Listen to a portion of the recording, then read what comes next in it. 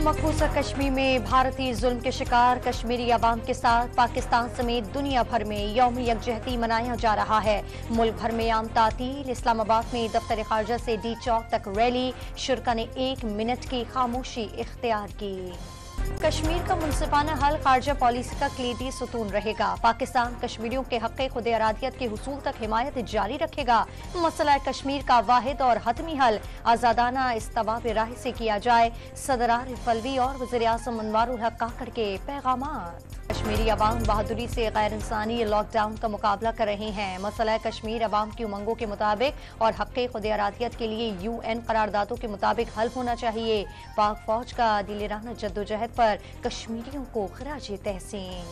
डेरा इस्माइल खान में दहशत गर्दों का पुलिस स्टेशन पर हमला, 10 पुलिस एहलकार शहीद, कई जख्मी। दहशत गर्दों ने भारी हथियारों से 4 तरफ से थाने पर हमला किया, दस्ती बॉम्ब भी फेंके। पुलिस की जवाबी कार्रवाई पर हमलावर फरार हो गए। 8 फरवरी को आम इंतखाबात के लिए बैलेट पेपर्स की छपाई का काम मुकम्मल, तरसील का अमल आज मुकम्मल हो जाएगा। 859 इंतखाबी हलकों के लिए 26 करोड़ बैलेट पेपर्स छापे गए हैं। नून लीग आज मरी में जलसा करेगी। माल रोड GPO चौक पर जलसगाह में कुर्सियां लगा दी गईं।